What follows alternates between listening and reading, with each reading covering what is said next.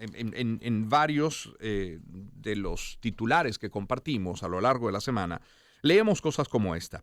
Detectan alza en cifra de menores que migran y que son deportados. Es un titular. Otro decía que Estados Unidos registra la cifra récord de menores en refugios de migrantes en todo un año. Luego, y como consecuencia de esos dos y otros titulares similares, leíamos que UNICEF alerta del aumento de paso de niños migrantes por Panamá. Y leía yo en una información ayer que en los 2 primeros meses del año cruzaron el Darién, la selva del Darién, unos 9.700 infantes. El número de menores no acompañados también va en aumento, es decir, niños solos.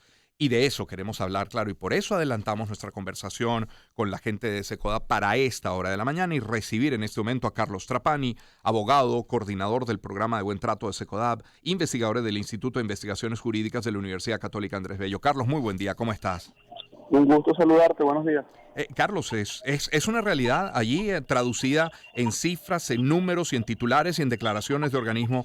Es muy delicado y algo habrá que hacer. ¿Qué podemos hacer es la pregunta? Lo que pasa es que son intervenciones a distintos niveles. Yo creo que hay un nivel macro que corresponde a los estados, sobre todo a Venezuela, poder superar las causas estructurales que motivan la migración. Claro. La gente no migra porque quiere, porque no le gusta el Ávila o no le gusta el puente sobre el lago Maracaibo. Migra porque ven en la migración una opción de supervivencia para poder cubrir sus necesidades básicas, ¿no? Y bajo esa expectativa, bueno, de poder mejorar sus condiciones. Fíjate que tenemos un presupuesto familiar muy golpeado, una dolarización de facto que incrementa brechas y desigualdades, un sistema sanitario con muchísimas limitaciones y un sistema escolar, bueno, que también presenta muchos retos. Entonces, frente a eso y otras variables más, surge la migración. Y después hay otro nivel que tiene que ver con las familias. Y aquí el llamado a las familias es no exponer a los niños a situaciones de riesgo.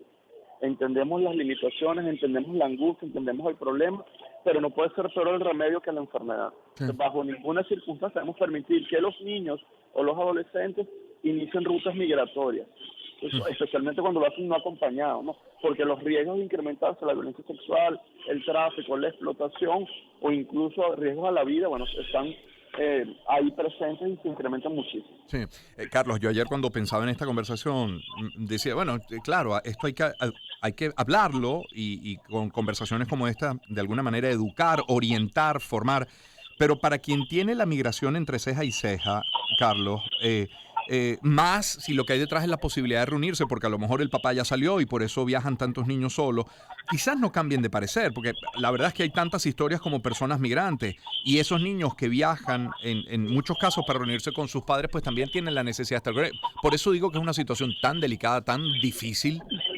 Bueno, ahí han llamado a los estados, a los distintos, sobre todo los estados de destino, los estados de tránsito, facilitar estrategias migratorias, sobre todo de cara a la reunificación familiar. Son muchas las variables que van a hacer que un niño o un adolescente migre solo. Sí, hay muchísimas, que van desde el deseo de encontrarse con sus familiares hasta, bueno, es manipulado, coaccionado, se le prometen una cantidad de situaciones o de beneficios que en definitiva no es así.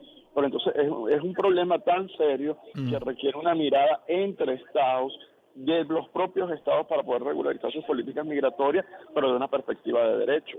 Claro. Es decir, los estados son soberanos a establecer sus normas migratorias, pero eso no es una patente, bueno, para que el estado viole la dignidad de los migrantes, criminalice el hecho migratorio y más aún no garantice los derechos de los niños. Sí. Porque los derechos de los niños hay que garantizárselos independientemente de su estatus migratorio y no se puede criminalizar la migración. Entonces, es un problema que tiene distintas aristas, distintas caras, que requiere un consenso y una voluntad de entender que, por eso nosotros siempre insistimos que la migración en Venezuela es forzada, porque hay unas causas estructurales que estimulan la migración, que tienen unas particularidades con respecto a migraciones de otras regiones de nuestro continente. En este punto, Carlos, yo creo que es responsable decir que, mire, los niños también son deportados, los niños sufren en el Darién, vaya si no sufren, si lo hace un adulto como no un niño. Niños también pueden ser abandonados por mafias de migración, como en efecto encontraron un camión en la frontera con los Estados Unidos con creo que 103 niños, si no me falla la memoria. Niños que pueden ser objeto de trata de personas, de narcotráfico, pornografía. Es decir, estamos hablando de abuso, de violencia, de explotación. Es demasiado a los que se exponen y además sin garantía de ingreso regular en el país. Es decir, no es que usted su meta es llegar a los Estados Unidos y tener una garantía migratoria, tampoco es así. Sí, y no porque sea niño está más protegido, porque la gente, bueno, se va a tocar el corazón y lo va a proteger más. Eso no funciona así. Al contrario, los riesgos se incrementan muchísimo por la condición de vulnerabilidad del niño en razón a la edad y en razón a la dependencia con el adulto. Por eso el niño no acompañado o incluso ya migrando acompañado de su padre o de un tercero también es víctima de violencia. Es lo que nosotros hacemos el llamado. Sobre todo las causas estructurales, insistimos con eso, pero también las políticas de destino al migrante. Y nosotros en SECO hemos identificado que el problema no solo es en el origen y en el destino, que pasa en el tránsito, porque generalmente hablamos del Darién, pero el Darién no es el punto de Así es. destino, o los pasos de La Guajira, o los pasos de Arauca, o los pasos de Cúcuta. Entonces, ahí hay un problema, bueno, que tenemos que atender. Sí, Y sobre todo, las necesidades que los niños tienen hoy en Venezuela, cómo la podemos cubrir, cómo podemos garantizarles sus derechos. claro. Eso pasa de políticas sociales. Hemos perdido el contacto. Ya íbamos llegando al final. Hemos perdido el contacto con Carlos Trapani.